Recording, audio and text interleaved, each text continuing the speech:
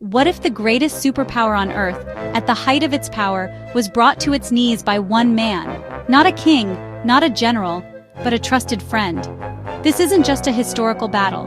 This is a story of ambition, betrayal, and a devastating loss that would haunt an emperor for the rest of his life.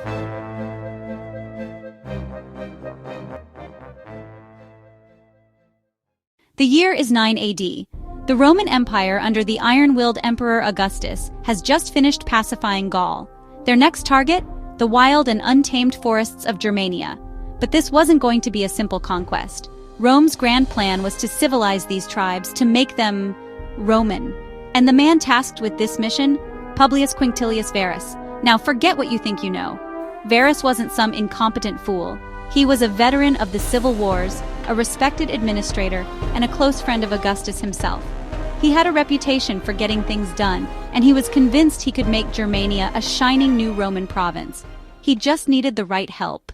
That help came from a man he considered family, Arminius, a Germanic prince but also a Roman citizen and a high-ranking officer in the Roman army. He was the perfect liaison, the bridge between two worlds. Varus saw him as proof that the Germans could be loyal subjects. But Varus couldn't see the fire still burning in Arminius's heart, a fire for his people, for his freedom. And Arminius saw in Varus not a friend, but the perfect mark. He spent years earning his trust, all to set the ultimate trap. The stage was set. It's late summer, and 3 Roman legions, that's nearly 20,000 men, are heading back to their winter quarters. Varus, trusting Arminius completely, follows his shortcut through a dense, unfamiliar, and frankly terrifying place, the Teutoburg Forest. The Romans, weighed down by their baggage trains and non-combatants, were completely out of formation. They were a slow, vulnerable target. The ambush wasn't a single event. It was a 3-day-long nightmare. The Germans, with the terrain as their weapon, used narrow ravines and a massive earthen wall they'd secretly built to turn the Roman column into a kill zone. The legions, unable to form their famous defensive formations, were isolated and picked apart. Every step they took deeper into the forest was a step closer to their doom. Varus watched his army, the invincible legions of Rome, be systematically annihilated. The sounds of battle faded into silence, the silence of absolute defeat. For a Roman general, capture was a fate worse than death. With his world shattered and his legions gone, Varus chose a final act of Roman defiance. He fell on his own sword.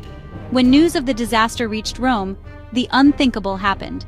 Emperor Augustus, the man who had brought peace and stability, was so devastated that he reportedly refused to cut his hair or shave for months. He would, for the rest of his life, bang his head on his door, crying out, "Quinctilius Varus, give me back my legions." The Battle of Teutoburg was more than just a military defeat. It was a psychological wound that would never fully heal. It was a betrayal that taught Rome a painful lesson about overconfidence and the limits of its power. The Rhine River became a permanent boundary, a line Rome would never again dare to cross. It set the stage for a new kind of empire, one of consolidation, not just expansion.